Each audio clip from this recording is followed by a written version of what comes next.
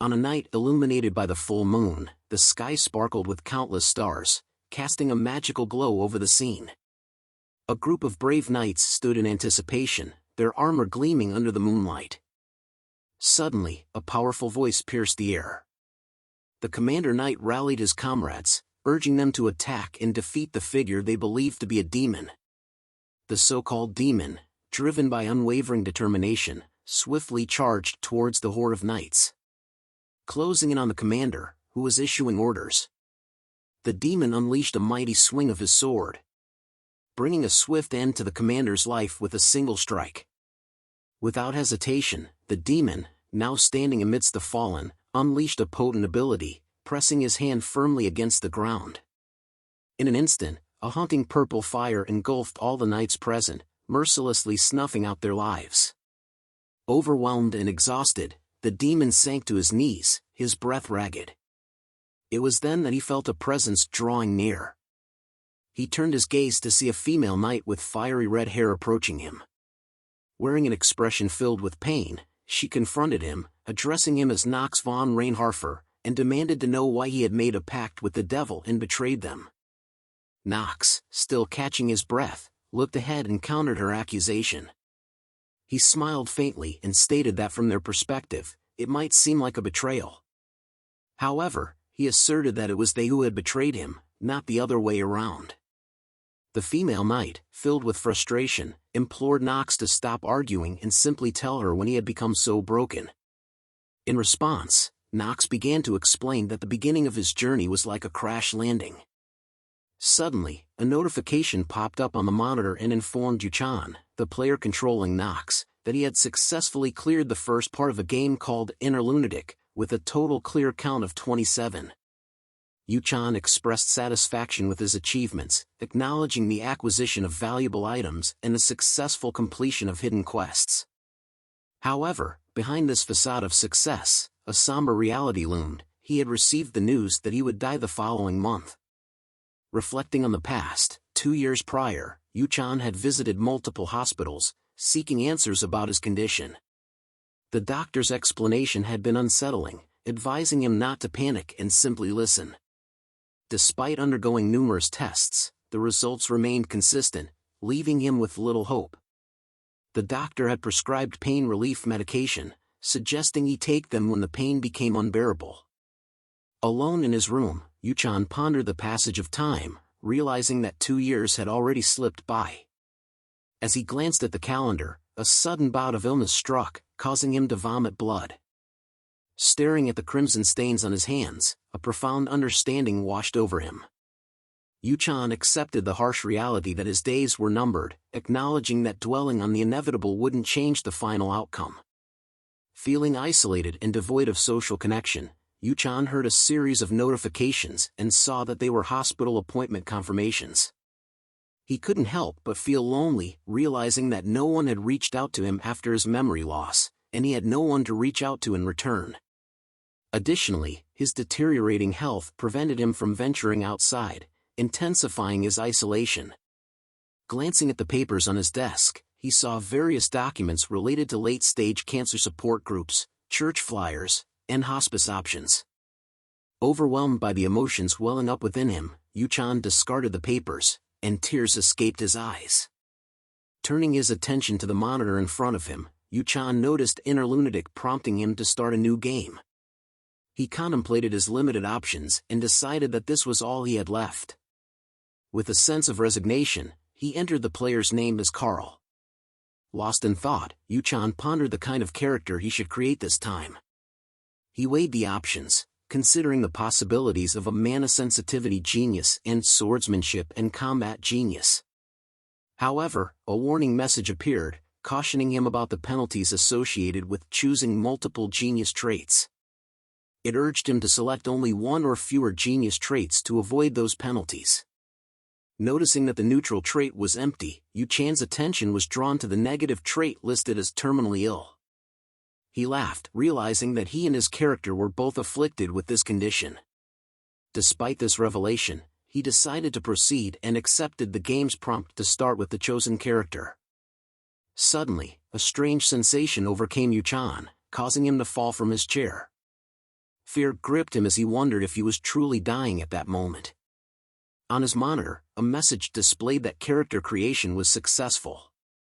He thought that if he were to die, he would at least want to die on his own terms.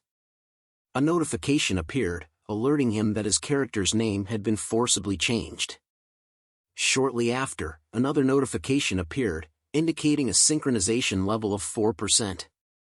Then it increased to 6% and further climbed to 19%.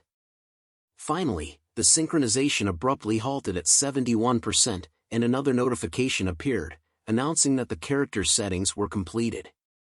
As he awakened, Yoo Chan found himself in a state of disbelief. He surveyed his surroundings with astonishment, wondering if this place could truly be what he thought it was. In search of answers, he approached a nearby mirror, observing his reflection intently. A sense of familiarity washed over him, and he came to a startling realization that he had become the worst character known as Nox von Reinharber in this accursed game. Nox von Reinharber, the youngest of 5 siblings in the Reinharber family, was a member of the infamous organization Lunatic. Throughout history, the Reinharber family had produced exceptionally talented individuals skilled in magic and swordsmanship. However, Knox stood as an exception, an untalented outcast within his own family. Haunted by resentment toward a world that denied him the gifts bestowed upon his siblings, Knox made a fateful decision. He entered into a forbidden contract with the devil, ultimately transforming himself into the most despicable villain in the inner Lunatic story. Gazing at his altered appearance in the mirror, Yoo Chan couldn't help but question the reality before him. It felt surreal, as if he had stepped into a dream where he had become Knox. But his excitement grew as he unexpectedly encountered a stat window. He observed the information displayed within the window, revealing his basic details. His name was Nox von Reinharber, a 14-year-old male human with darkness as his main element. However, his enthusiasm quickly diminished as he noticed his stats. With disappointment, he questioned the low value of only 2 points in stamina. Knox's attention then turned to his traits. He discovered a neutral trait called Void Revelation, which piqued his curiosity. However, his spirits sank as he read through his negative traits: terminally ill, curse of the weak, frequent sickness, cold hands and feet, and possession. The realization that he was terminally ill in both his real life and this new world left him disheartened. The system also displayed that he had only 1 year of lifespan remaining. Knox reflected on his past actions, trying to make sense of why he had chosen to create a character with a terminal illness, someone who faced imminent death and had no support. Upon further contemplation, he began to understand his underlying motivation. He wanted a character that mirrored his own experiences, someone who could empathize with his struggles. Little did he know that he would eventually become that character himself. Suddenly, a notification appeared, indicating an unread mail in his mailbox. Knox's curiosity compelled him to investigate its contents. The mail began with a greeting, addressing him as Yoo Chan, his previous name, but then it corrected itself, saying that it should call him by his new name, Knox. Knox was surprised and questioned how the system knew his name. Yoo Chan was a name given to him by his parents, whose whereabouts he was unaware of. Knox couldn't help but question if the entity that put him here held the key to unlocking his lost memories. The system acknowledged that Knox wouldn't remember them but conveyed the need to deliver a message. It greeted him with a nostalgic long time no see, leaving Knox astounded. The system went on to acknowledge Knox's achievements over the past 2 years, affirming that he deserved to be where he was now. It offered a warm welcome back, leaving Knox in a state of disbelief. Knox couldn't fathom the reality unfolding before him. The notion that his old world was gone and that this new existence was now his reality seemed impossible to accept. The system responded, acknowledging its limitations in disclosing certain aspects of its identity but expressing a genuine desire to assist Knox. Knox questioned the concept of help, struggling to grasp the situation at hand. Just as he tried to comprehend it all, the system suggested that he join the Eldian Academy, where he could strengthen his forces and closely follow the main story, assuring that the complete truth would gradually reveal itself. As the system mail started to fade away, Knox exclaimed in surprise, wondering if that was all. worry crept into his mind as he attempted to gather his thoughts. He realized that he had been reborn as the final boss of the game, Inner Lunatic, and now he was being asked to adhere to the main story. Inevitably, this meant that his demise awaited him. Knox's thoughts raced as he contemplated his situation. Although Inner Lunatic had become his new reality, he refused to give up on reclaiming his lost memories. He was determined to follow the main story and uncover the purpose behind his existence, all while ensuring his survival. For that purpose, he embraced his role as a true villain. Reflecting on his previous life, Knox acknowledged that not much had changed. 2 years before losing his memories, he had been plagued by a terminal illness. Every moment had reminded him of his impending death, and fear had consumed him. Now, the only difference was the shift to a familiar world he knew all too well.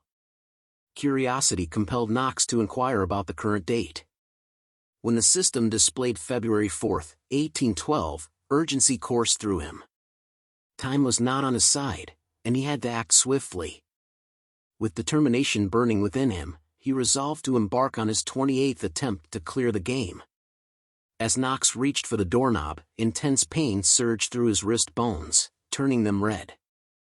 To his surprise, a notification appeared, revealing the activation of a negative trait.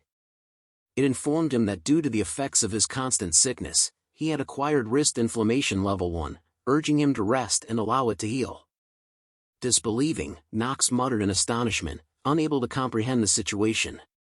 Moving down the hallway, Knox clenched his hand tightly, troubled by the fragility he felt within his body.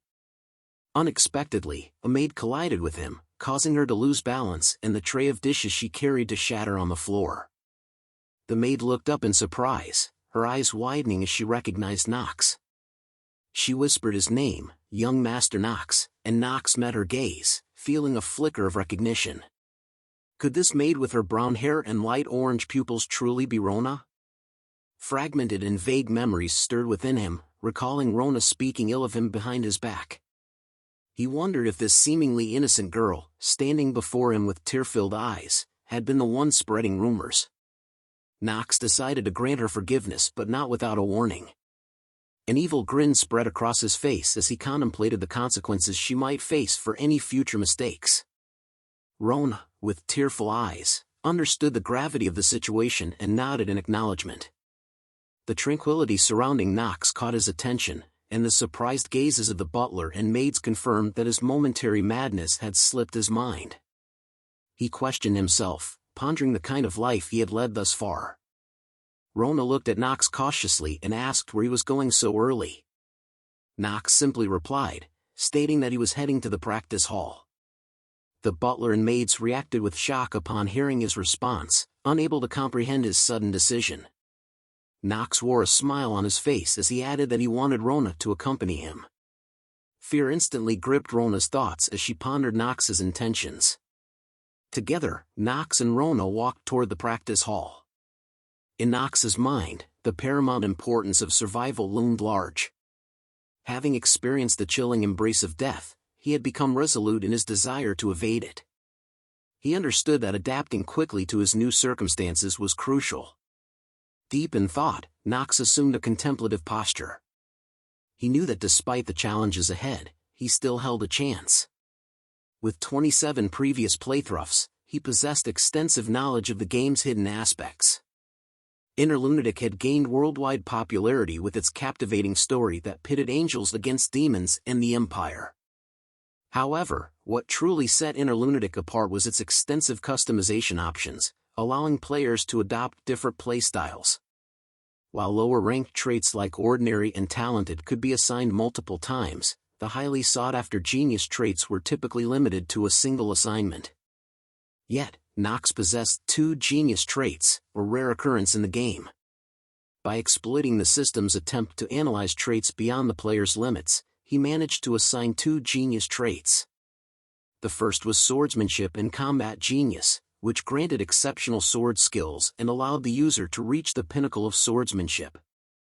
The second trait, Mana Sensitivity Genius, heightened the user's sensitivity to magic, enabling more efficient spellcasting. Knox contemplated the vast array of other useful traits at his disposal. Insight, as a main character perk, bestowed the ability to view the status window of other characters, providing valuable information. Additionally, Master of Acting allowed the user to effortlessly adapt to any situation, proving particularly advantageous in his current circumstances. Furthermore, Steel Mentality, when utilized during battle, enabled the user to maintain mental fortitude, keeping a cool and composed demeanor. Knox assessed his negative traits, acknowledging the significant challenges they posed. Among them, the terminally ill stood out the most. The other negative traits he possessed were the curse of the weak, frequent sickness, cold hands and feet, and possession. Those afflicted with cold hands and feet found it nearly impossible to enter icy areas without a warming skill. With frequent sickness, Knox anticipated fainting at least once every chapter due to its effects. Contemplating his situation, Knox realized he had no other choice but to proceed step by step, accepting the challenges that lay ahead. Observing Knox standing still, Rona, with a hint of disbelief, wondered if he truly intended to enter the practice hall. Moments later, her surprise grew as she witnessed Knox walking toward the gate. Knox pushed open the gate, determined to confront the first obstacle, the curse of the weak. This curse afflicted users from birth, reducing their growth rate by half and making them twice as susceptible to enemy debuffs. As Knox continued his sword practice, a profound sense of despair washed over him. No matter how much he pondered the situation, he could only reach one conclusion: he was doomed. Exhausted and lying on the ground, Knox struggled to catch his breath. The realization that he couldn't swing the sword more than 10 times struck him deeply. He lamented the immense difficulty imposed by the curse of the weak. Looking around, Knox found solace in the abundance of weapons available. This wealth of weaponry was a testament to the Reinharber family's origins, centered around the sword. Known as the High House of the Blade in Darkness, the Reinharber family had earned this title through their mastery of imbuing attribute magic into their dark blades. With great proficiency, they could slash through their enemies. All of this was made possible by the legendary Commander's Blade, also known as the Tyrannical Blade of Darkness. This ancestral sword had been passed down through generations, carrying on the tradition and legacy of the Reinharber family. Knox contemplated the advantages of being part of a noble family, setting aside his prowess in swordsmanship. One of the greatest benefits was the abundance of wealth. With a delighted expression, he admired the Reinharber family's substantial fortune.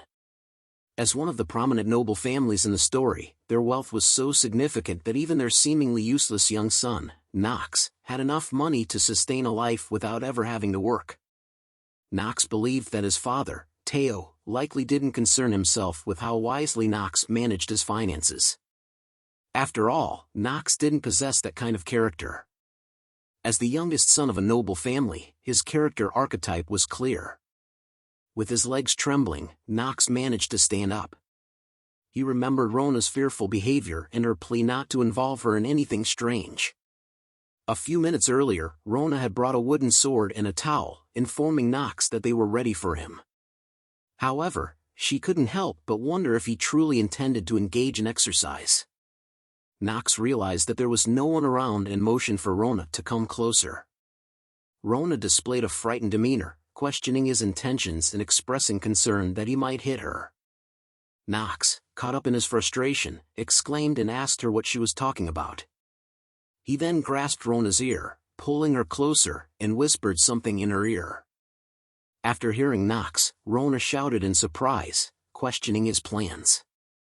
She looked at him, expressing her disbelief that his ideas were merely garbage. However, Knox commanded her to figure it out and sharply told her to be quiet. Rona replied with a trembling voice, acknowledging his request. As Rona left to retrieve the requested items, she couldn't help but think to herself that the young master hadn't changed a bit. Meanwhile, Knox contemplated the time it would take for Rona to complete her task, hoping that everything would be ready by tomorrow. He poured himself some tea, pondering a solution to his curse and the need to increase his stamina. Suddenly, a voice interrupted his thoughts. It was Rodwell d'Ernark, the head butler. Knox was taken aback as he recognized Rodwell, who held a significant position as one of the main managers of the Reinharber estate. Rodwell served as an advisor to Knox's father, Theo von Reinharber, who was also the family head. Knox realized that dealing with Rodwell wouldn't be as straightforward as with others since he held a position of authority within the family. Knox pondered the encounter, considering it a potentially significant challenge. He wondered if Rodwell had noticed something unusual happening and contemplated his own means of handling the situation. Knox activated his positive trait of master of acting and questioned Rodwell's presence, stating that the head butler should be serving the family head. Head butler Rodwell informed Knox that he had received orders to share some news with him. Knox curiously inquired about the nature of the news. The head butler revealed that Knox was instructed to participate in tonight's dinner. Knox, unfamiliar with the family in the situation, hesitated at the idea of having dinner with the family head. He contemplated the request, realizing his lack of knowledge about the family dynamics.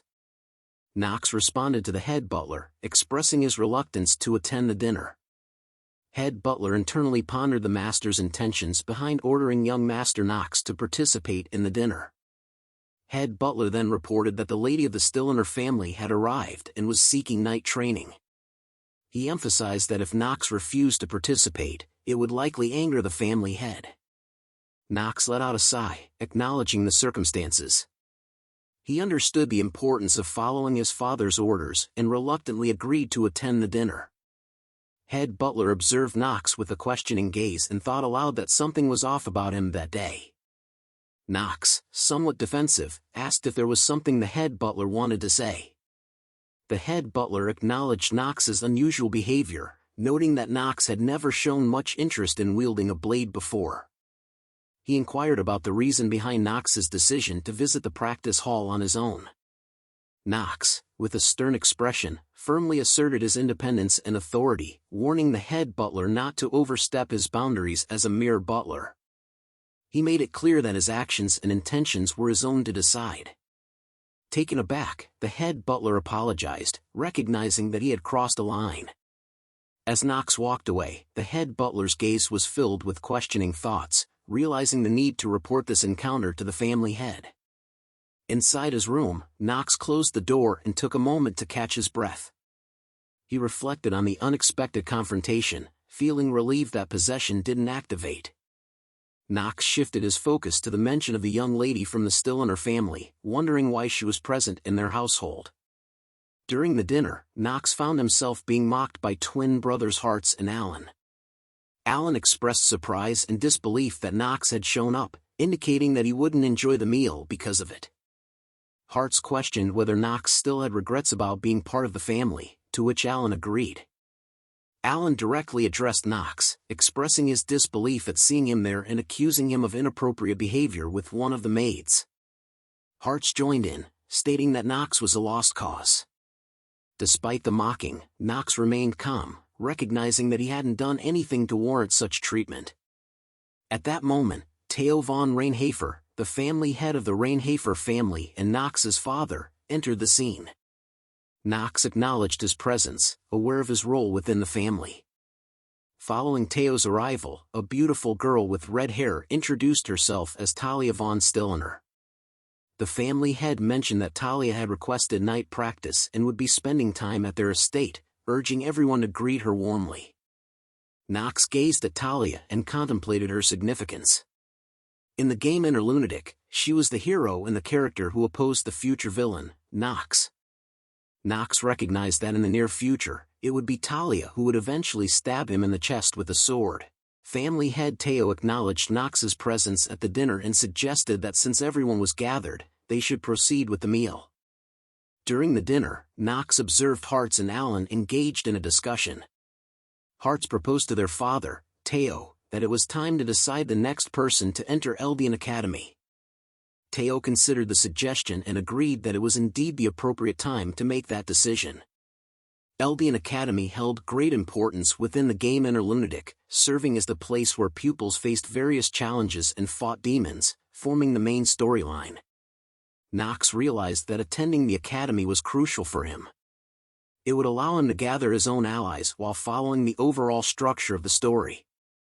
However, family head Teo clarified that Eldian Academy only permitted 3 individuals from each family to attend. This limitation aimed to restrict the influence of the nobles. Teo mentioned that he had already used 2 slots for his first and second sons, leaving the Reinharber family with just 1 more entrance ticket available for the academy. Knox listened to the family head's announcement and contemplated the importance of obtaining the remaining entrance ticket to Eldian Academy. He understood that he needed to do whatever it took to secure that ticket before he could focus on forming alliances. Knox spoke up and concluded that the family head was proposing a fight between the brothers. This took the family head by surprise, as he hadn't expected Knox to be the first to react. Confirming Knox's assumption, the family head declared that a duel would take place in the practice hall 1 month from now to determine the next attendee. The duel would follow their family traditions for such decisions. Hearts took the opportunity to mock Knox, urging him to stay quiet to avoid embarrassing himself.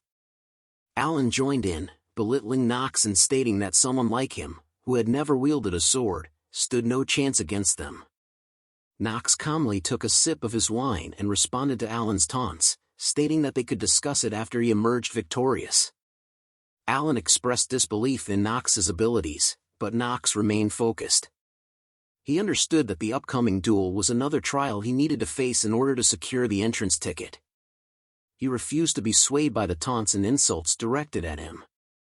Confident in his own abilities, Knox looked ahead and boldly declared that he would be the one to attend Eldian Academy. This surprised the family head and further infuriated Hearts and Alan. Talia, the young lady from the Stilliner family, chuckled at Knox's declaration and commented on his confidence. Knox glanced at her but internally felt a sense of unease, realizing that he might have drawn the attention of someone he shouldn't have. Inside the family head's office, Teo acknowledged that something had indeed changed about Knox, as reported by the head butler. Teo pondered the cause of this change, wondering if Knox had been possessed by a demon. Regardless, he acknowledged that Knox had captured his attention. Teo instructed the head butler, Rodwell, to continue keeping a close eye on Knox. The family head was curious about the transformation in Knox and wanted to understand the reasons behind it. Meanwhile, Knox was running at the practice hall, sweating and panting heavily. Observing the scene, one of the maids commented on his frequent visits to the practice hall. Another maid mentioned the upcoming duel in 1 month, sparking curiosity among them about Knox's sudden dedication to physical training. Knox overheard their conversation, wondering why he was able to pick out their words so clearly and questioning if he had a special trait. At that moment, he received a system message indicating a slight increase in his stamina stat. Knox expressed disappointment at the small increment and reflected on the significance of stamina for him. He recognized that his low stamina was his greatest obstacle and a hindrance to unlocking his full potential with the trait swordsmanship and combat genius. Knox understood that the requirement to utilize the trait was to have his stamina stat reach 4. However, due to the curse of the week, it had taken him a month to increase his stamina by only 1.9 points. Knox felt frustrated with the curse of the week, a trait that reduced his growth rate by half. Despite putting in a lot of effort, he had only managed to increase his stamina by a small amount, and the terminal illness trait further hindered his progress. Knox realized that he needed to exert 4 times as much effort compared to others just to see minimal improvements. The difficulty of his situation weighed heavily on him. However, Knox decided to set aside those concerns for the time being. Just then, Rona arrived, pushing a moving tray filled with the materials Knox had requested the previous day. Knox acknowledged her arrival, realizing that she was faster than he had anticipated. With the supplies now available, he felt confident about making progress. Contemplating how to reach a stamina level of 4, Knox reassured himself that there were no issues. He believed that his knowledge would allow him to overcome any obstacles. Curious about the purpose of the materials, Rona questioned why Knox needed them, expressing concern about their dangerous nature and their expensive cost. She pointed out that the scroll seemed to be the only useful item among them. Knox simply replied that people didn't know how to use those materials effectively, implying that their usefulness was hidden from others. As Rona looked at him with a questioning expression, Knox picked up a bottle of elixir and drank it in one go. Panicking, Rona shouted that it was poison. Sweat covered Knox's face as he acknowledged the potency of the poison. A system notification appeared, indicating that Knox had consumed the poison of the three-headed gorgon and his health would temporarily increase by 1.5 times. It also informed him that his death counter had started, with 9 minutes and 59 seconds remaining until death. As Rona grew increasingly panicked, she exclaimed that she would call the head butler for assistance. However, Knox urged her to wait and proceeded to eat the core, ignoring her pleas. Rona's worry intensified as she exclaimed that the core was not meant for consumption. A system notification appeared, indicating that Knox had consumed the core of the golem and would slowly be petrified as a result. Another notification followed, stating that a hidden piece had been activated and that the poison of the three-headed gorgon was reacting with the golem's core. Knox was pleased with the results and thought that his plan was working perfectly. The golem's core was originally used to petrify people or increase their defense quickly, or to create artificial golems. However, when combined with the three-headed gorgon poison, it had a special effect. Notifications continued to appear, indicating that a special effect had been activated and the poison of the three-headed gorgon had been diluted, causing the negative trait curse of the week to disappear. Knox was ecstatic, as the curse that had plagued him was now gone. However, Rona, with tears in her eyes, looked at Knox and expressed her concern, fearing that he might soon die. Ignoring her worries, Knox suddenly began to unbutton his shirt, causing Rona to cover her eyes in embarrassment and exclaim in shock.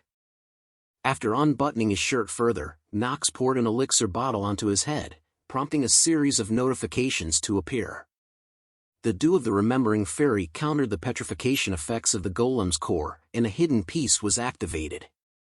Knox felt a surge of satisfaction as his plan unfolded precisely as intended. The notification informed him that the Blessing of Growth, a temporary trait, was granted through the interaction of the dew and the golem's core. This blessing would double his stat growth until his stamina reached 5. Left with only the scroll, Knox picked it up and activated the Rapid Stamina Growth scroll with another notification confirming his action. This scroll would double his stamina growth rate. As Knox contemplated the results, he realized that he had successfully eliminated the curse, and with the Blessing of Growth mitigating the debuffs from the terminally ill trait, coupled with the effects of the scroll, his current growth rate should be twice that of most people. This meant he should be able to increase his stamina stat at a much faster pace. Suddenly, Rona leaped onto Knox, causing him to momentarily lose his balance. Concern filled her teary eyes as she questioned his well-being. Knox, slightly annoyed at her interruption, initially demanded a towel but softened when he saw her distress.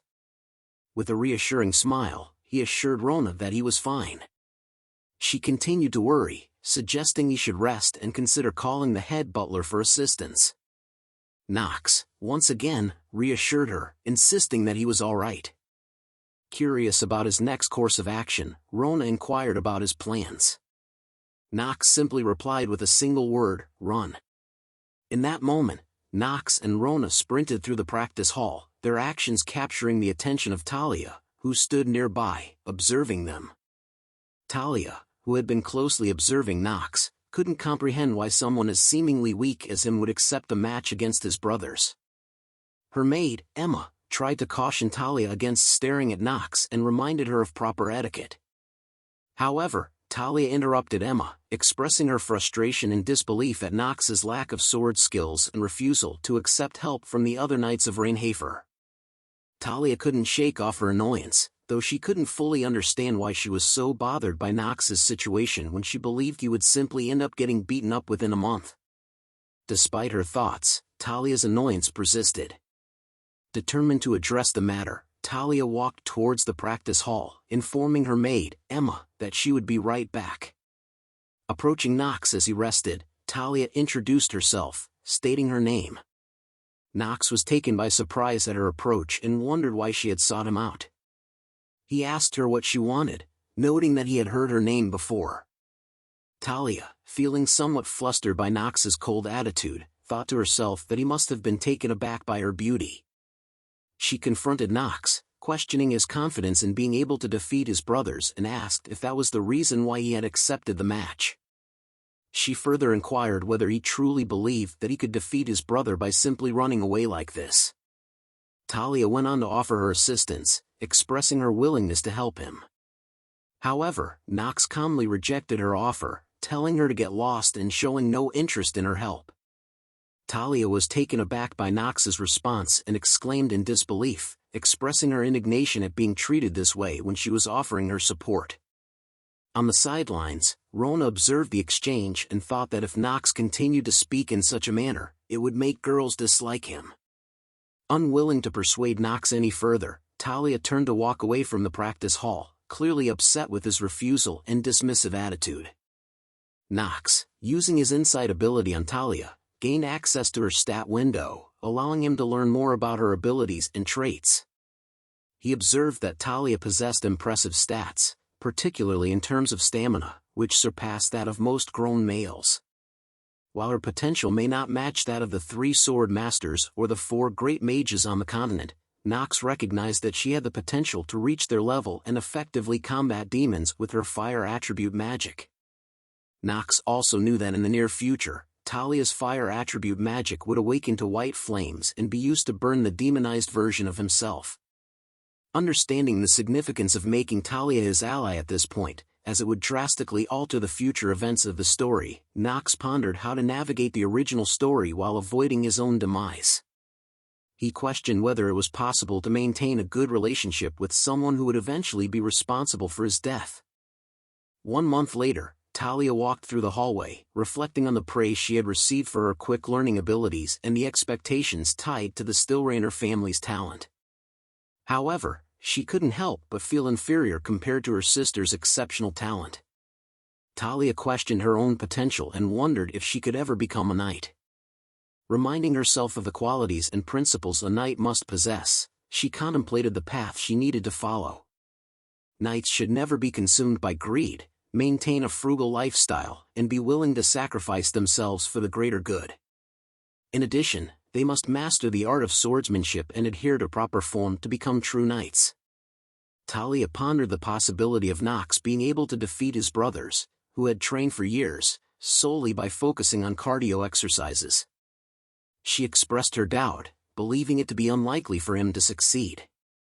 The next day arrived, and Knox and Alan stood in the center of the ring, surrounded by a crowd of spectators eagerly awaiting the official duel that would determine who would earn the right to enter Eldian Academy. Thisila, the first wife of the family head, was also present at the scene.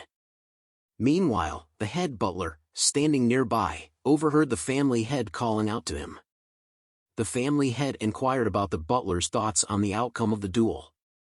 After considering young Master Alan's past performances, the head butler stated that it was highly likely that Alan would emerge victorious. The family head agreed, assuming the same outcome. However, the head butler couldn't help but wonder if the family head had different expectations. Having once walked the path of a knight alongside the family head, the butler understood that the art of the blade could be intricate or straightforward. The level of skill and dedication determined one's proficiency. There was only one way to surpass someone previously ahead and force them to kneel, the insurmountable wall of overwhelming talent. The butler pondered whether young Master Knox possessed such innate talent. Interrupting the butler's thoughts, the family head spoke, acknowledging that the possibility might not be zero and that the youngest, born with Reinharber blood, might possess the talent of a sword emperor. As Knox stood in the duel grounds, he received a notification indicating that his trait, swordsmanship and combat genius, was inactive. Frustration washed over him as he contemplated his seemingly unlucky streak and questioned whether his luck stat was actually negative. Despite his efforts, he couldn't reach a stamina stat of 4. A few days earlier, while Knox was running, he received multiple notifications activating his trait effects and gradually increasing his stamina stat by 0.1. Now his stamina had reached 3.8. Rona, who ran alongside him, expressed her exhaustion and questioned whether she had to continue running with him. Knox, wiping sweat from his face, replied that it wouldn't be fun without her and jokingly mentioned who would take care of him if she didn't. Rona, with teary eyes, suspected that she heard him say something else.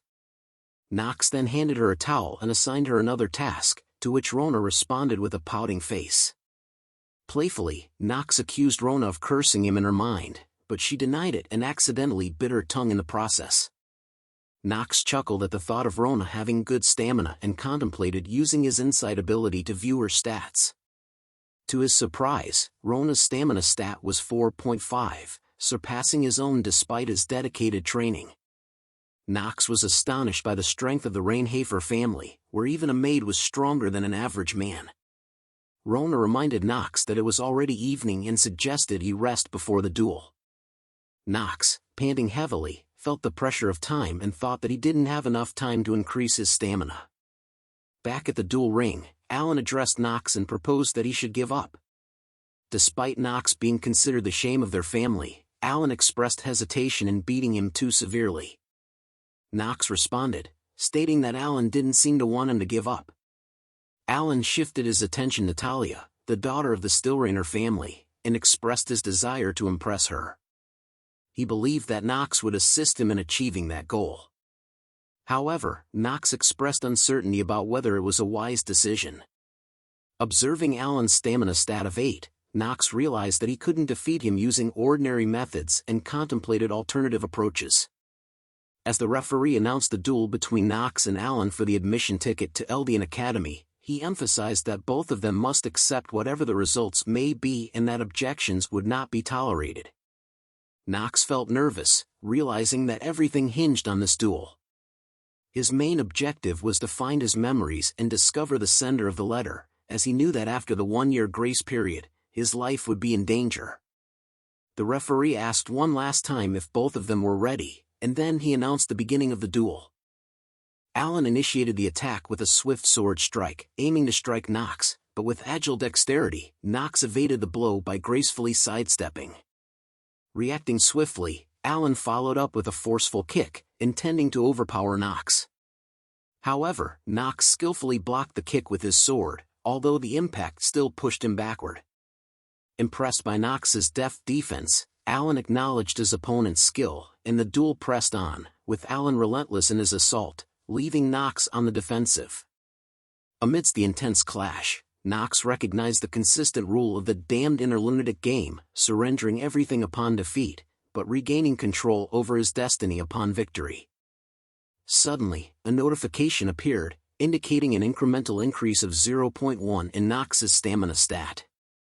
A smile adorned Knox's face as he witnessed this development, realizing that triumph in the duel held the potential to grant him all he desired. Observing Knox's smile, Alan jokingly questioned if he had struck Knox's head one too many times, determined to continue his relentless attacks in hopes of pacifying his opponent. Meanwhile, Fissila, Alan's mother, attentively observed the fight, confident that her son would be the final child of the family to gain entry into Eldian Academy. In the midst of the duel, Alan launched a ferocious attack, nearly causing Knox to lose his balance. It was at that moment that Fissila overheard a disapproving comment, diverting her attention to its source, the family head. His countenance betrayed disappointment, as he had eagerly anticipated witnessing Knox's transformation, only to find his current performance underwhelming. Inwardly, Fissila harbored aspirations for the day when the true extent of her power would be revealed to the family. Expressing his disappointment, the family head voiced his expectations, comparing the talents of Alan and Hearts to his firstborn son, Garen, finding them lacking. Memories of his past prowess, dominating opponents with overwhelming power while wielding the dark sword of domination, filled his mind. Contemplating who would ultimately inherit that formidable weapon, the family head resolved to bring an end to the duel, rising from his seat with determination. On the duel ring, Knox received a message notifying him of an incremental increase of 0.1 in his stamina, swiftly followed by the activation of his innate trait, swordsmanship and combat genius. Overwhelmed with excitement, Knox burst into laughter, catching both Alan and the family head off guard. Knox then employed a skill, triggering a system message that confirmed the activation of the skill Hour of the Genius. Knox's thoughts raced as he recollected a saying that distinguished geniuses and the talented, each having their own unique time. In that moment, he believed that it was his time, a moment of genius. With the skill now active, Knox perceived the world around him decelerating, as if time itself had slowed. This bestowed upon him a distinct advantage in the duel. While his adversary's movements appeared sluggish, his own actions quickened, enabling him to react swiftly and execute precise maneuvers. Fully utilizing this skill proved challenging, but with his innate trait, swordsmanship and combat genius, now activated, Knox wielded the skill with finesse. Seizing the opportunity, Knox unleashed a formidable assault against Alan, his strike powerful and unyielding. The force of the blow caused Alan's sword to be dislodged from his grip, leaving him defenseless. With victory within sight, Knox's determination intensified, firmly believing that he would emerge triumphant in the duel. As Alan's grip faltered, frustration burned in his eyes, directed at Knox. Knox, wearing a smug expression, met Alan's gaze with amusement, stating that the duel had been an enjoyable experience. Overwhelmed by his own vexation, Alan could only manage a bewildered exclamation. Knox's thoughts raced as he realized he couldn't afford to let his guard down. The skill he utilized had a limited duration of 5 minutes, urging him to conclude the battle within that time frame, regardless of the circumstances. Knox's face lit up with confidence as he addressed Alan and Hartz, revealing that he had been holding back until now, finding their performance lackluster.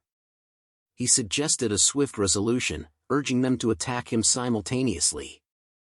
The unexpected request from Knox left Alan and Hartz in a state of shock, their minds struggling to comprehend the situation. Knox then turned to the family head, seeking permission for a 2-on-1 battle against his brothers. The family head's expression reflected a mix of curiosity and doubt as he assessed Knox's demeanor. Meanwhile, Talia's voice trembled with concern as she whispered, questioning Knox's current actions and unable to fathom his motives.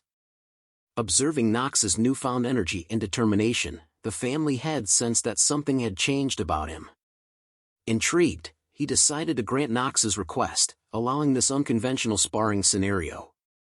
Just then, Fissila rose from her seat, prepared to intervene, but her plea went unnoticed by the family head, who remained resolute in his decision. With a simple command, he signaled the commencement of the battle, setting the stage for what was to come. Alan retrieved his fallen sword from the ground, his movements driven by determination. Hartz, seething with annoyance and resentment toward Knox for humiliating them in front of their father, radiated anger. Knox stood before them, maintaining a serene smile, ready to confront them head-on. Hartz issued a warning, indicating that Knox should brace himself for what awaited him. Without further delay, both Alan and Hartz launched their assault on Knox simultaneously, their swords colliding with a resounding clash. The air crackled with intensity as the battle unfolded. Amidst the clash of steel, Alan, in a desperate attempt to strategize, gestured to Hartz, signaling for him to close in on Knox's left side. However, Hartz expressed his frustration and abruptly told Alan to keep quiet. Knox showcased remarkable skill, deftly defending against their relentless attacks, blocking and parrying with precision. In that moment, a message appeared before Knox, notifying him that the hour of the genius had granted its special effect, enhancing his proficiency in the Dark family's low-grade swordsmanship. A smile crept onto Knox's face as he recognized the newfound clarity in his swordsmanship. Seizing the opportune moment, Knox swiftly retaliated, countering their attack and landing a calculated strike on Alan's shoulder. Both Alan and Hartz, visibly exhausted, panted heavily, struggling to catch their breath. In contrast, Knox stood composed, seemingly unfazed by the physical toll of the battle. He observed their perplexed expressions, aware that they must be questioning how he had transformed from a symbol of family humiliation into this formidable adversary.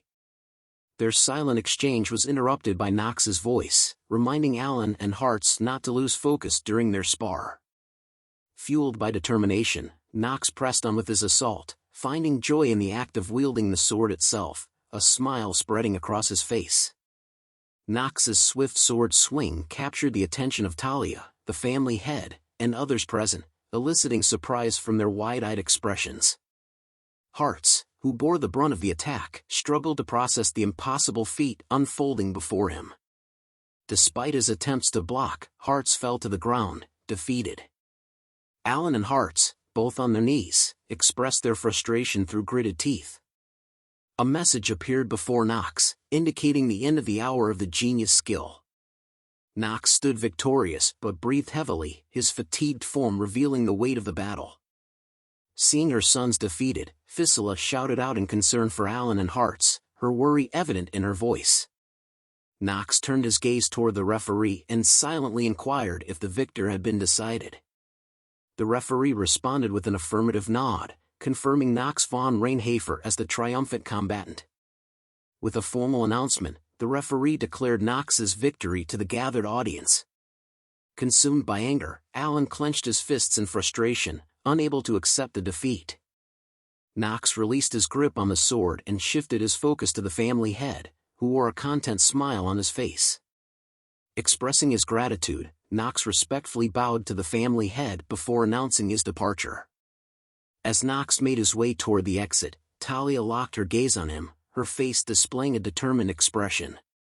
Realizing the urgency of the situation, she felt compelled to reach out to Knox without delay, her mind set on the necessity of an immediate conversation. Just as Knox stepped outside, a sudden bout of coughing overcame him.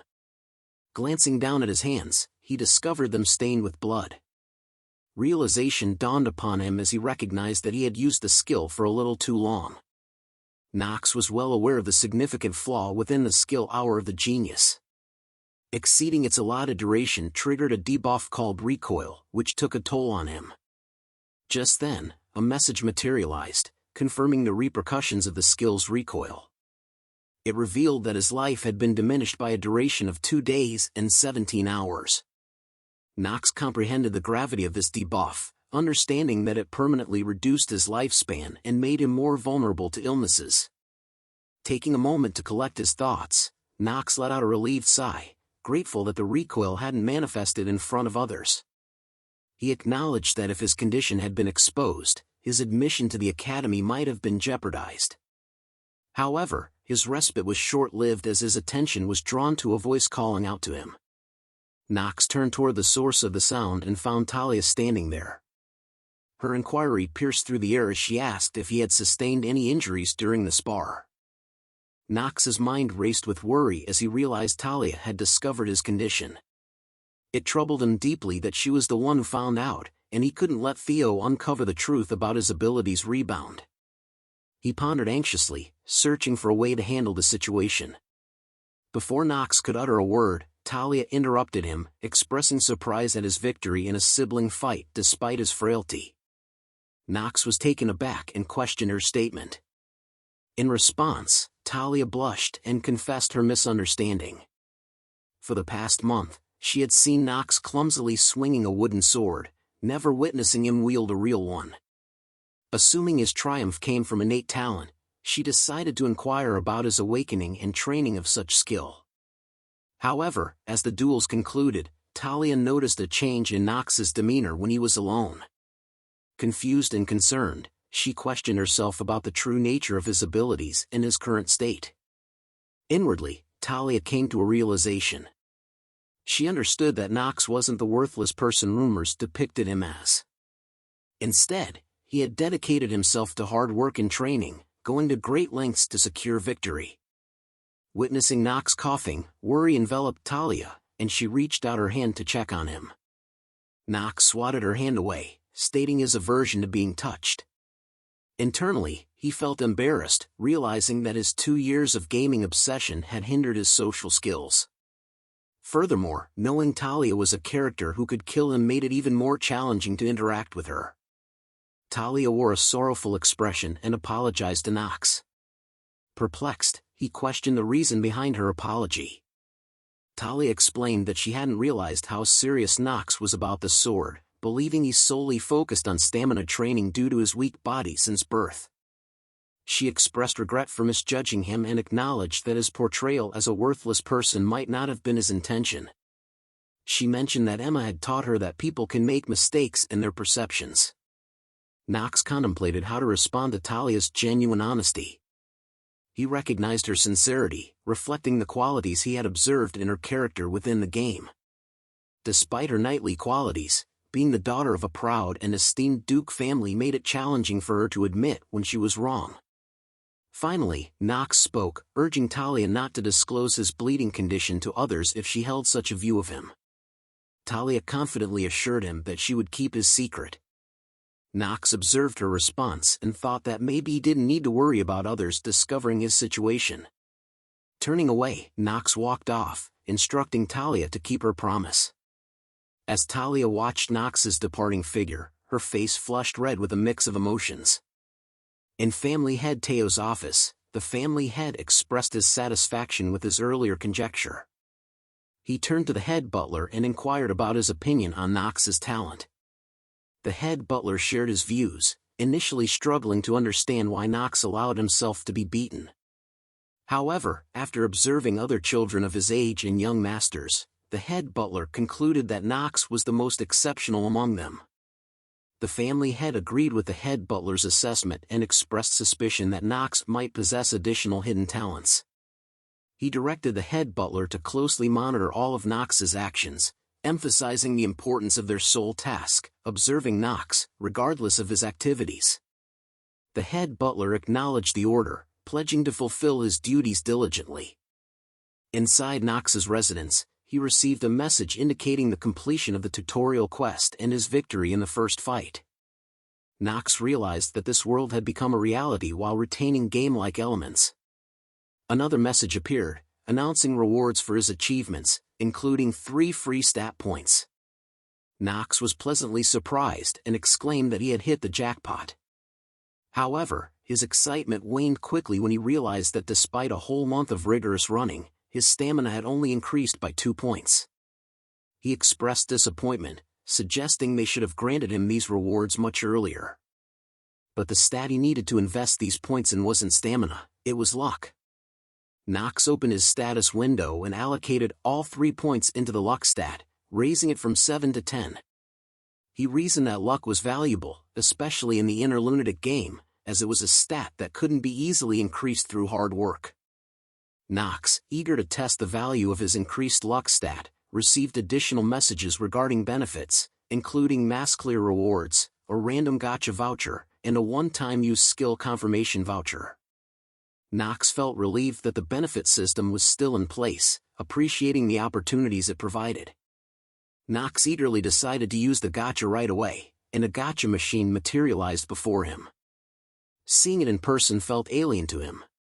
Knox rotated the handle, hoping for a high-ranking reward. He remembered that with his high luck stat, there was a 95% chance of getting an intermediate rank or above.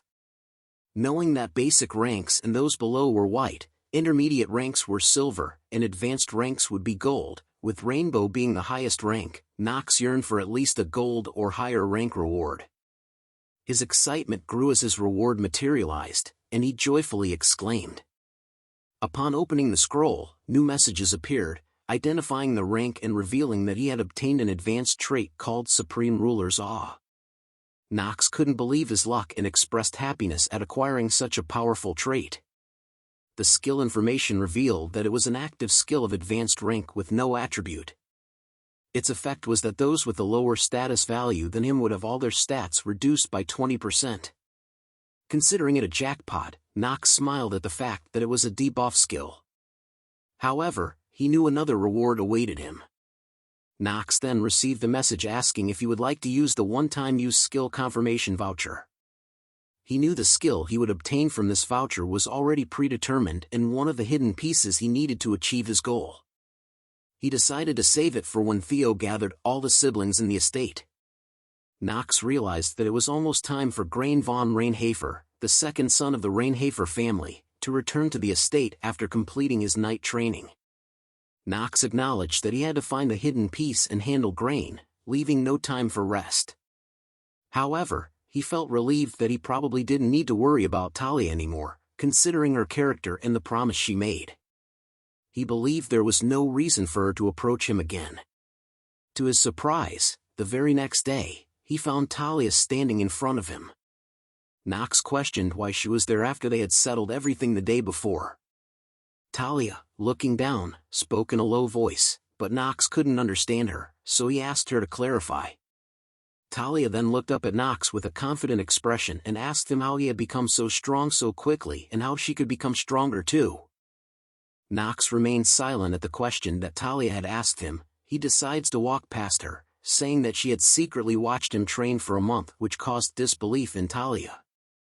She blushes at the word secretly. She yells out to Knox to wait for her and to at least spar with her or tell her how he trained as he walked away. Knox tried to remember what Talia's reason was, recalling that she was a character who wanted to be recognized by her sister. He then turns to her, telling her that before asking him about things such as training or sparring, she should think of her talent first. As he stares at her, Talia remains speechless as she gazed at Knox for the words he had just said. Knox thought to himself that he had never comforted anyone before and wondered what to say. He turns around once more to tell Talia not to compare herself to others. Before making his exit, Talia, with her mouth still open, closes it as she blushes at the words Knox had said to her, making her think deeply as he just left her there. As he continued on his path, Knox felt a flicker of relief, hoping that Talia would no longer be a distraction on his journey. Arriving at a familiar gathering place, Knox found his two brothers and their father, the esteemed family head, awaiting him. It was the Reinharber family's renowned barn, where the finest horses in the entire continent were raised. The purpose of their gathering was soon revealed. Each sibling would choose a horse, a lifelong companion.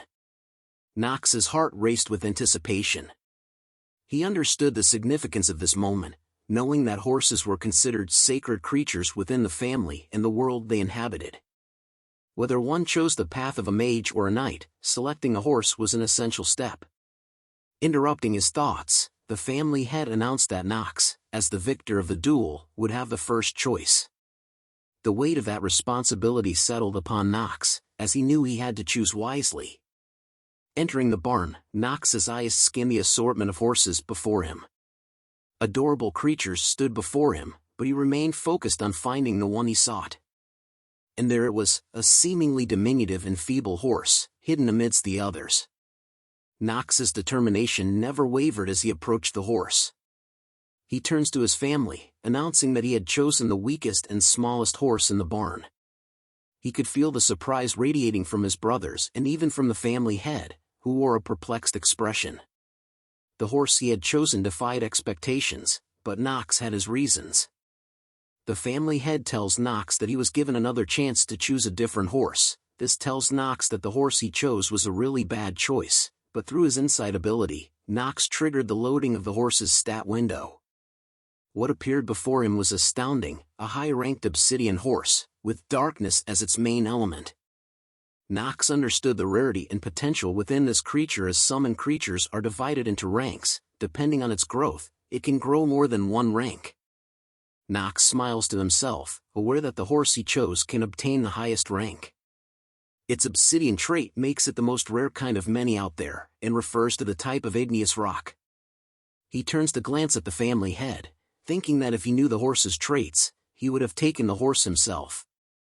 He further thought, despite the horse's current state, marked by multiple debuffs and a looming sense of mortality, Knox held firm in his decision. He believed that with his knowledge and abilities, he could save this remarkable horse. The family head, concerned and disappointed, questioned Knox's choice, doubting his reasoning. He wondered if Knox had projected himself onto the horse, thinking that Knox was just an emotional and weak one, making him a disappointment. The family head tells Knox that he hopes he would not regret his decision. The family head turns to leave, as the brothers called out to him. Knox wondered if his decision was really that disappointment, as the others selected their own horses. The head butler interjected, urging Knox to name the horse. He pondered for a moment about the name. When it quickly dawned on him, he settled on the name Carl. It was a name that held profound significance for him, as it was the name he used to clear the game inner Lunatic. Later, in the privacy of his room, Knox observed Carl lying on the bed, covered by a protective sheet. Knox had taken the precaution of hiding the horse from prying eyes, ensuring that his actions remained hidden. Knox's gaze met Carl's determined eyes, mirroring his own struggle for survival. He recognized that Carl, like himself, fought against the impending end, clinging to the desire for more time. Summoning Rona, Knox demanded her immediate response, only to witness her stumble and fall upon entering. Teasing her about her habitual clumsiness, Knox assigned her the task of taking care of Carl. Rona's initial surprise and reluctance faded, replaced by a begrudging acceptance. As Rona questioned the feasibility of having a horse in bed, Knox reminded her of Carl's condition and encouraged her to do her best. Reluctantly, Rona agreed, glancing at the horse with a mix of annoyance and sympathy. She then turned to Carl, asking if he was hungry, unknowingly embarking on an extraordinary journey. Knox, contemplating the unfolding events, realized that the shock of what was to come would test Rona's resilience. He wondered if she would be able to handle the weight of their shared secret.